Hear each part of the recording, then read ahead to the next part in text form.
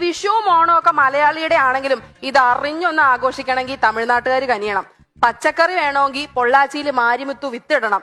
പൂക്കളം ഇടണമെങ്കിൽ തോവാളയിൽ ജയന്തി ജമന്തി നടണം. ഇനിയൊന്ന് പടക്കം പൊട്ടിച്ച് ആഘോഷിക്കണമെങ്കിൽ ശിവകാശിയിൽ ശെൽവരാജ് ഇരുന്ന് പണിയെടുക്കണം. നമ്മൾ ചോദിച്ചാ പറയും ഞങ്ങൾ കൺസ്യൂമർ സ്റ്റേറ്റാന്ന്. ഒന്നുമല്ല, മടിയാ. മലയാളിക്ക് മടിയില്ലാത്ത ഒരൊറ്റ കാര്യമുള്ളൂ, അത് കുടിയാ. ഈ ഒരു അവസ്ഥ വെച്ച് നല്ല അടിപൊളി കൃഷിസ്ഥലമൊക്കെ കാണണമെങ്കിൽ സത്യനന്ദിക്കാടിന്റെ സിനിമ എടുത്ത് നോക്കേണ്ട അവസ്ഥയാ. ചീരയ്ക്ക് തടവെടുക്കുന്നു, പടവലങ്ങയ്ക്ക് വള്ളി കെട്ടുന്നു, കോവയ്ക്ക പറിക്കുന്നു. പക്ഷേ അതിന്റെ ലൊക്കേഷനും അങ്ങ് പൊള്ളാച്ചിയില. ഇതിനൊരു കാരണമുണ്ട്. തമിഴ്നാട്ടുകാർ മൊക്കിന് ചെടി നടും, നമ്മൾ മൊക്കിന് കൊടി നടും. ഈ ഒത്തൊരുമ പക്ഷെ ഭക്ഷണത്തിന്റെ കാര്യത്തിലൊന്നും ഇല്ല കേട്ടോ.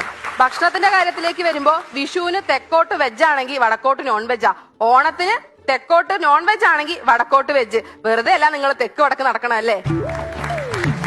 പക്ഷെ എന്തൊക്കെ പറഞ്ഞാലും മലയാളി പൊളിയാട്ടോ. കാരണം പ്രശ്നം എന്താണെന്നറിയാൻ പ്രശ്നം വെച്ച് നോക്കുന്ന പ്രശ്നക്കാർ വരെ നമുക്കുണ്ട്. ഈ മലയാളികളുടെ കാര്യം പറയുമ്പോൾ സത്യം പറഞ്ഞ മലയാളികൾക്കാണ് പ്രശ്നം. മലയാളികൾ ഭയങ്കര സഹായ മനസ്കതയുള്ളവരാ. കാലത്ത് മുതൽ വൈകിട്ട് പട്ടിയെ പോലെ പണിയെടുത്ത് പൈസ ഉണ്ടാക്കും. എന്നിട്ട് ഡെയിലി അടിക്കുന്ന മദ്യവും അടിക്കാത്ത ലോട്ടറിയും എടുത്ത് സർക്കാരിനെ സഹായിക്കും. അതുപോലെ തന്നെ മലയാളികളെ പറ്റിക്കാൻ ഭയങ്കര എളുപ്പമാണ്. ഞങ്ങളുടെ നാട്ടിലൊരു ചേട്ടൻ കേരള ഫ്രൈഡ് ചിക്കൻ KFC എന്നും പറഞ്ഞിട്ട് ഒരു ഷോപ്പ് തുറന്നു. ഒരു പട്ടിക്കുഞ്ഞു പോലും തിരിഞ്ഞു നോക്കിയില്ല.